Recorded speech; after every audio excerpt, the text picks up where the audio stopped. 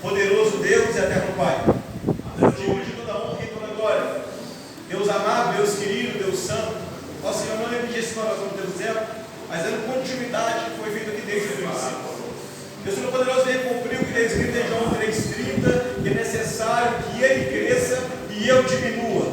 Senhor, venha me diminuir aqui nesse altar, nesse púlpito. Deus, venha me diminuir aqui, Pai, essa hora. Deus, eu quero falar aquilo que eu penso, o que eu acho, o que eu quero, mas eu quero uma palavra revelada direto do trono da graça do Senhor. Uma palavra, Senhor, para nossos corações, não o que eu quero ouvir, não o que precisamos ouvir, mas aquilo que o Senhor deseja falar aos nossos corações, em nome de Jesus. Deus Todo-Poderoso, que cumpre o que está escrito no Senhor em livro de Atos, capítulo 2, que cumprindo-se o dia de Pentecostes, todos estavam reunidos no mesmo lugar, e de repente ouviu-se o som como um vento veemente e impetuoso, e encheu toda a casa. Senhor, que não seja diferente aqui hoje, encha toda essa casa. Senhor, renova todos os seus filhos. Deus Todo-Poderoso, aquele que não foi batizado com o Espírito Santo, seja batizado em nome de Jesus Cristo, ó Nazareno. Aquele que ainda não é renovado, não foi renovado, seja renovado pelo poder dessa palavra. Senhor, aquele que entrou dessa porta para dentro, precisando de cura, seja curado em nome de Jesus. Deus Todo-Poderoso, aquele que precisa de um toque, Pai do Senhor, toque nessa noite com o poder da palavra. Deus Todo-Poderoso, venha visitar lares, casa, família, ministério, em nome de Jesus Cristo. Deus, enquanto essa palavra é pregada, Deus faça sinais e maravilhas no nosso meio, em nome de Jesus. Amém, Senhor. Glória a Deus. Irmãos, é uma passagem, pode sentar, irmãos, no nome de Jesus. É uma passagem muito conhecida, né? A ressurreição de Jesus ao terceiro dia, no domingo. O primeiro dia da semana é o domingo, o último dia da semana é o sábado. E todos conhecem pela tradição judaica que o sábado ou Shabat é o dia do descanso judeu. Aí Jesus, ele ressuscita ao terceiro dia.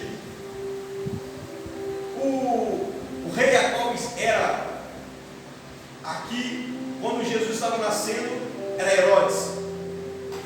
O rei a qual era possuído pelo trono, pelo poder. Um governador a qual não queria que ninguém se assentasse naquele trono a não ser ele.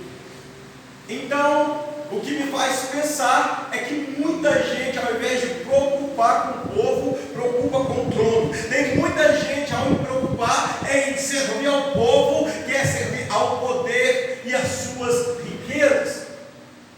Toda soberba Deus abate. Verdade, Jesus. E aí, quando Jesus nasceu,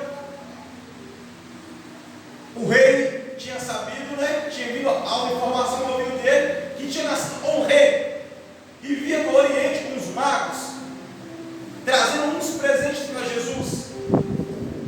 E foi até Herodes: olha, fiquei sabendo que nasceu o rei dos judeus.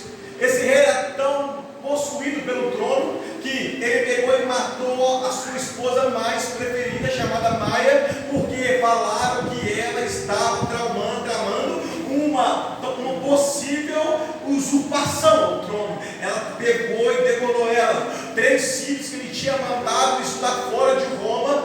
O pessoal falou assim: olha, Herodes, quando seus filhos vier aqui, eles estão mais preparados que você para governar esse país. E ele pegou e mandou matar os seus 3 filhos.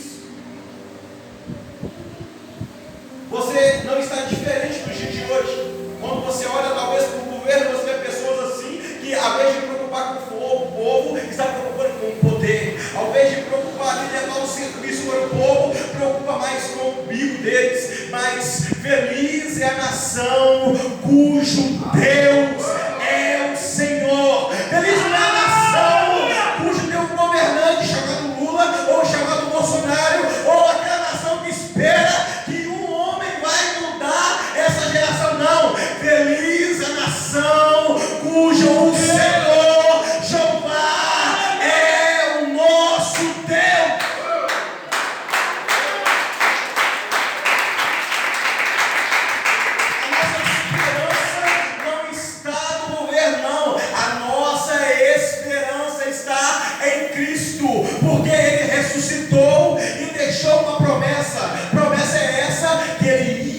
voltar para buscar a sua igreja lavada e remida no sangue do Cordeiro. Aleluia, aleluia. Agora, Maria Madalena teve uma ideia de ir ao túmulo de Jesus. E o que me maravilha, pastor Fabiano, é que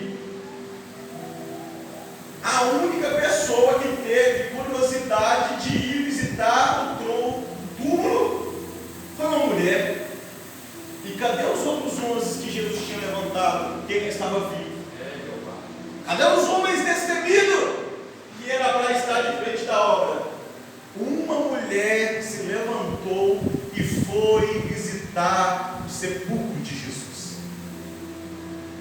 Jesus, ele teve uma promessa antes de morrer, que ele ia ressuscitar, que a morte não era o fim dele, que era necessário que ele morresse.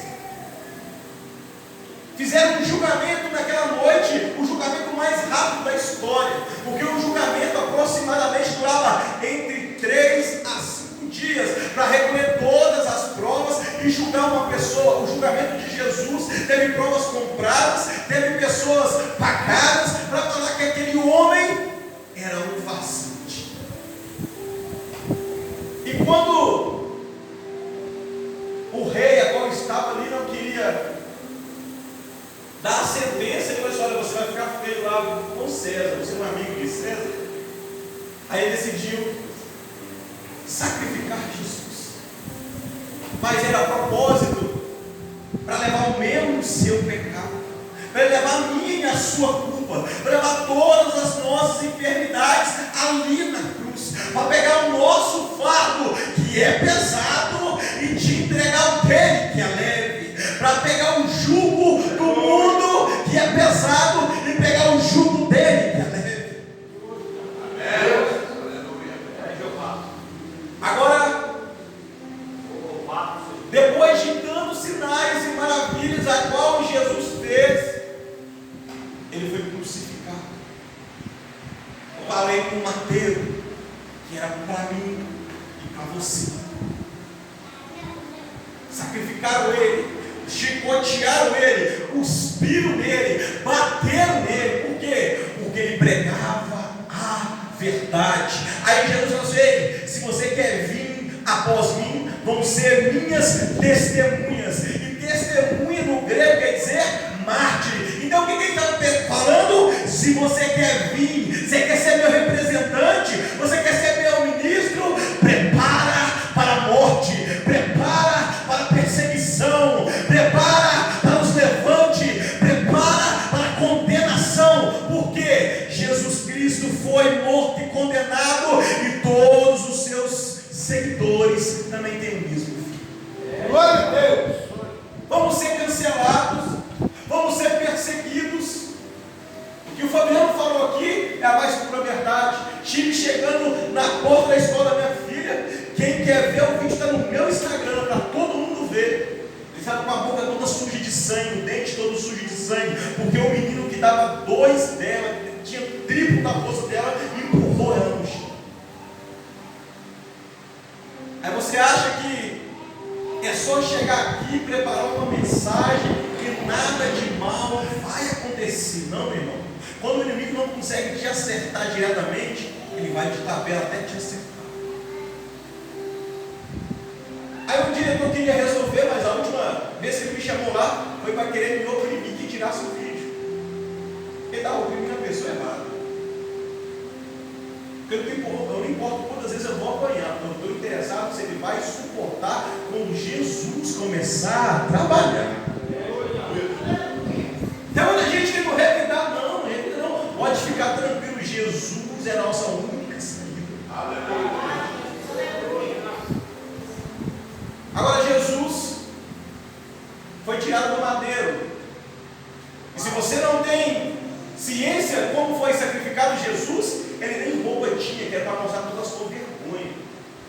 Aquele é colocado pela censura, para não aparecer uma nudez. E depois que era crucificado, era jogado numa bacia onde era esquecido, como no dia de hoje, enterrado como um indigente. sepulcro, porque tinha um homem chamado José de Arimateia, tinha uns contatos dentro do palácio e falava direto com o governador. Foi até lá e implorou pelo corpo de Jesus, levou ele até o sepulcro. Aí Anás e Caifás, que era sacerdote caído, uma religião caída, chegaram até o governador e falaram assim: olha, esse homem falou que ia ressuscitar, então pega o seu selo e sela esse túmulo. Túmulo é lugar de morte. Hoje é um culto temático chamado família. Tem muita gente olhando para a sua casa e já decretando uma falência. Tem muita gente olhando para a sua família e falando que vai morrer. Mas hoje, em nome de Jesus Cristo, pelo poder da palavra, aonde o homem decreta morte, Deus coloca vida. Aonde o demônio quer se levantar para jogar por terra, Deus te estende a mão para que você levante e bate a poeira, porque ali não é o seu fim.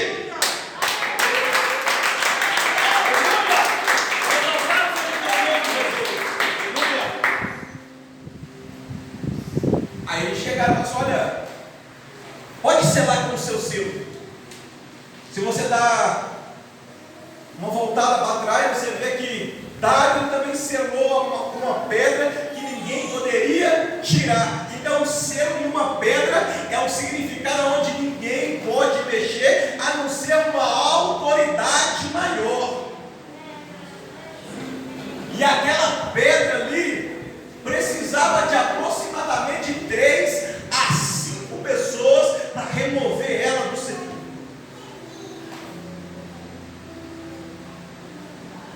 E ali colocaram Jesus no sepulcro, colocaram a pedra na frente do sepulcro e selaram o sepulcro pelo poder governamental e pela religião presente.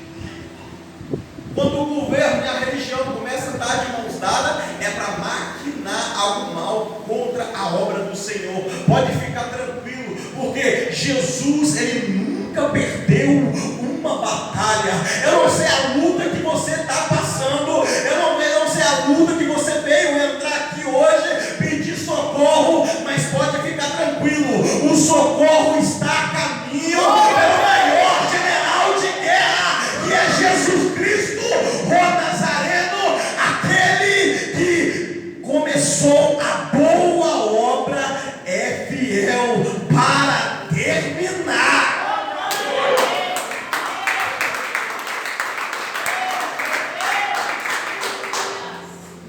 No grego, essa pedra significa lítios, que é um obstáculo. Sabe aquele obstáculo a qual você acha que está sobre o seu ministério, a sua casa? Só depende de uma oração sua e da sua fé. Por quê, presbítero? Porque ali estava uma pedra selada, mas tinha uma promessa. Que promessa é essa? Eu vou ressuscitar ao terceiro dia. Eu vou ressuscitar ao terceiro dia. Qual foi a promessa que o Senhor fez para você? Qual é a promessa que você carrega todos os dias? Pode ficar tranquilo, se Ele te prometeu, ainda está de pé para que se cumpra. Aleluia! Louvado Deus! Glória a Deus. Ah, irmão, pode ficar tranquilo, porque esses aí, que são os discípulos deles, podem querer vir roubar o corpo. A uma das religiões que mais cresce, que é a religião dos muçulmanos, tem Maomé como seu maior profeta. E Maomé fala que Jesus é um dos maiores mentirosos, porque Pedro, Tiago e João tiraram a pedra do sepulcro e roubaram o corpo de Jesus, ainda vivo.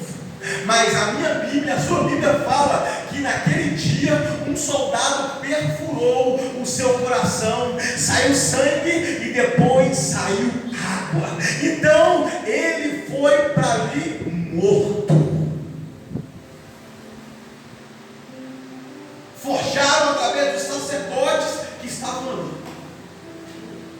Agora, se a pedra tivesse quebrado, poderia falar que era uma catástrofe na natureza, porque naquele dia houve um grande terremoto e ali o véu do templo se rasgou.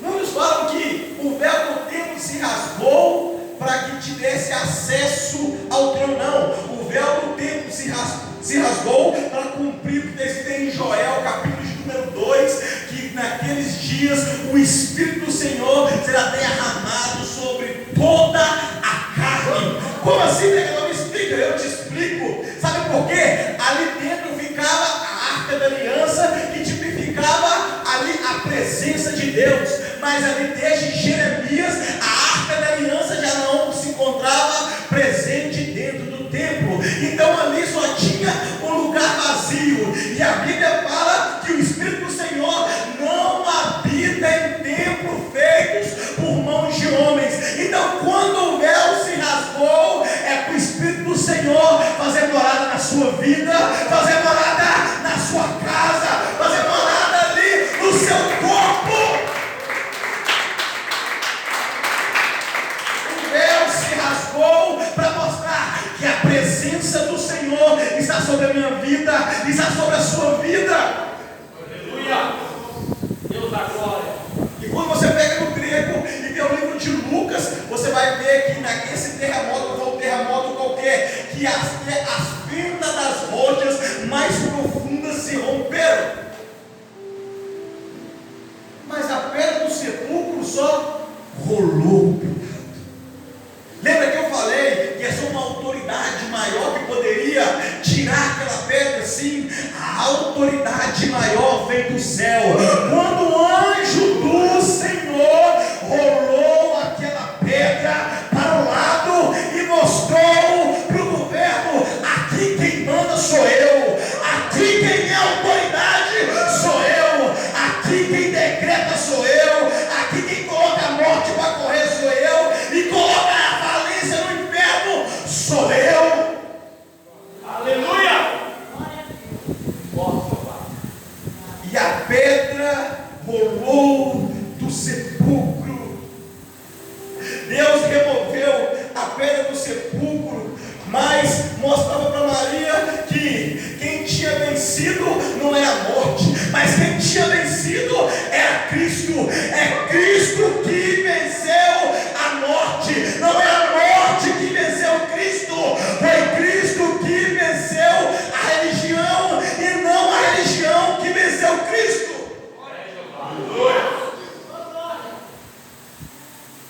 Tem muita gente que vai até um centro religioso e quer consultar a sua sorte através de um tarô, um búzio. Meu irmão, a nossa sorte depende do Senhor. A Bíblia fala: se minhas palavras estiverem em você e você tiver as minhas palavras, pedireis tudo que será feito. Então a sua sorte depende da obediência no Senhor. A sua casa depende da promessa do Senhor, mas da obediência que você tem ao Senhor. Hoje Deus, com a autoridade do céu, está tirando a pedra sobre a sua casa, está tirando um obstáculo sobre a sua vida, está arrancando a depressão, a ansiedade, a enfermidade, e está te dando um ânimo, está te dando paz, e tirando essa pedra que está sobre a sua vida, esse fardo pesado que está sobre a sua vida.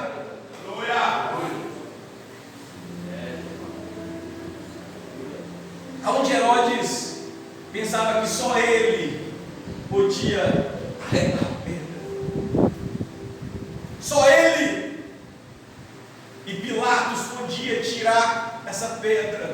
Não, meu irmão, o seu milagre não depende do homem, o seu milagre depende de Deus. A sua promessa não depende de homem, a sua promessa depende de Deus. Entregue o caminho ao Senhor, confie nele, que no mais ele fará. Ah, meu irmão, mas isso para mim é impossível. Lucas 1,37, para Deus não há impossível.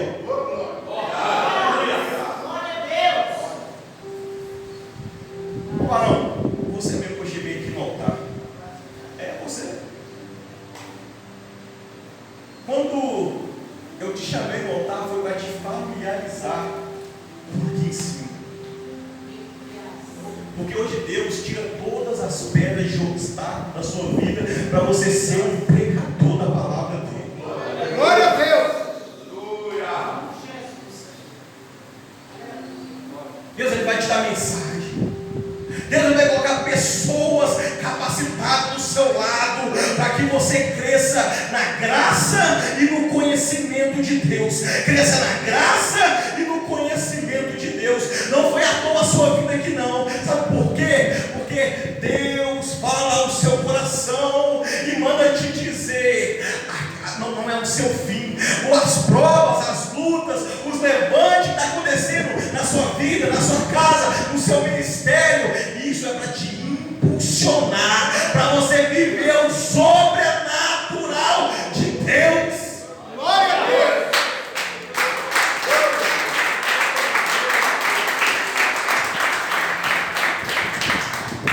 Para pregar em lugar grande, sabe? Vai ser chamado para pregar em grandes congressos.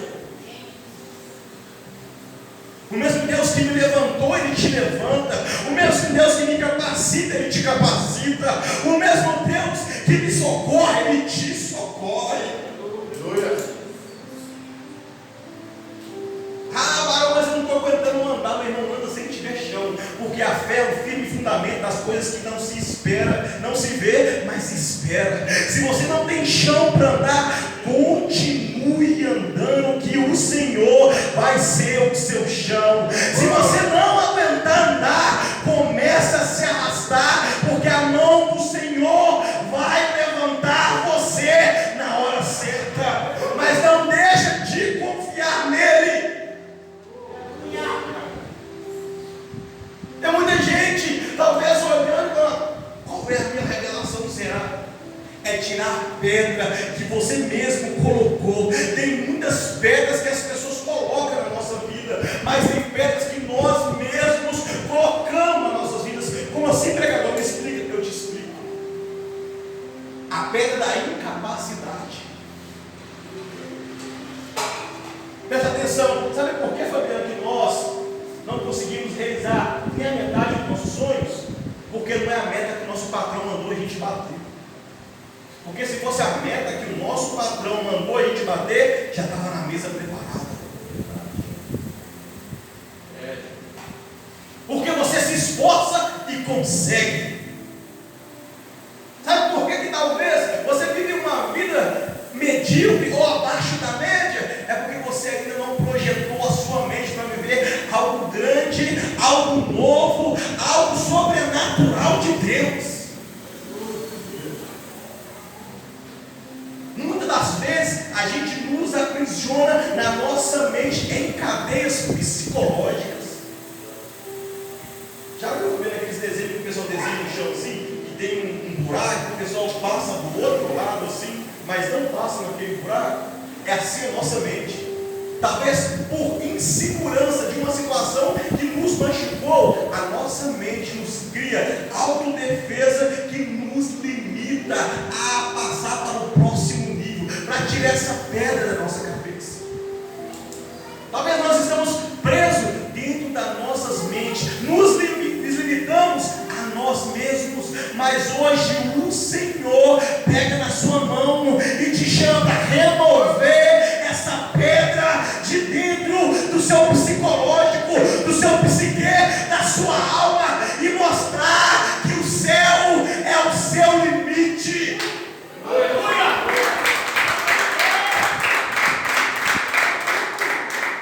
Ah, irmão, mas eu nasci em um lugar desproporcional aonde eu quero chegar. E quem te falou que Deus precisa de geografia para poder colocar em você em algum lugar? Ele só precisa da sua fé em ação.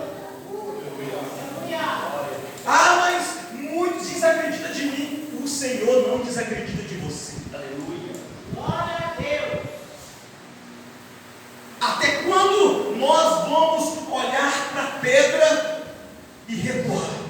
Até quando a gente vai colocar o ponto final aonde Deus quer colocar vírgula?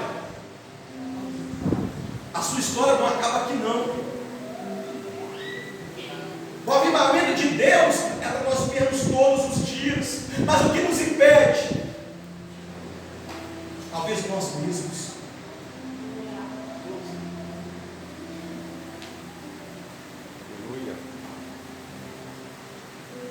O maior obstáculo na nossa vida chama obstáculo do medo. Sabe por que Pedro afundou naquela tempestade? Não foi por causa da chuva, não foi por causa do vento, não foi por causa das ondas que era alto, era o medo dele que fez que ele afundasse. Hoje o Senhor tira o medo do seu coração. Hoje o Senhor tira o medo da sua casa. Hoje o Senhor coloca coragem, coloca ali ousadia na sua vida e tira o medo, para você vivenciar algo sobrenatural de Deus. Glória a Deus.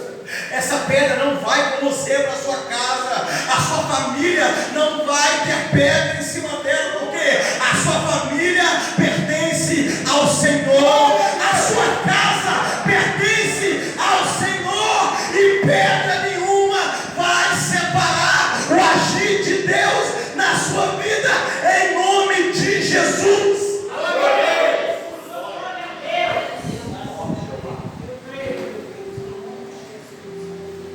Maria olhava para dentro do sepulcro. Cadê o mestre? Ele ressuscitou. O túmulo não parou o agir do Senhor. A morte não parou o agir do Senhor. O sistema religioso não parou o agir do Senhor. O sistema governamentário não parou o agir do Senhor. Nada pode parar o agir do Senhor, porque Ele tem todo o poder no céu, na terra e embaixo dela. Está temendo o que até agora? Está temendo o que daqui para frente? Se o Senhor está com você, se o Senhor está do seu lado, é só você clamar por Ele.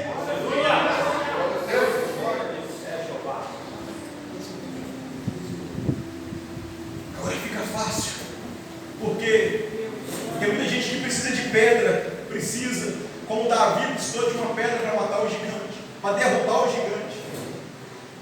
Tem muita gente que fala que pode ficar tranquilo, pega essas pedras e constrói um castelo. Não, meu irmão, pedra é marca a qual você tem que tentar esquecer, porque com a mesma pedra que eles te apedrejam, é a mesma pedra que você vai usar para tirar do seu caminho, para mostrar, não é essa pedra que você jogou que vai parar o agir de Deus na minha vida.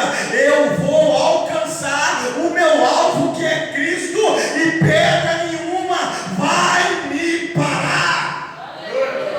Glória a Deus. Não sei como você entrou, você era cheio de pedra na mão, se você veio carregando uma pedra nas costas, mas o Senhor é o seu alívio. Levanta que eu vou orar pela sua vida, pela sua casa, e eu entrego o microfone. Pode se levantar que eu vou orar pela sua vida, pela sua casa, pelo seu ministério.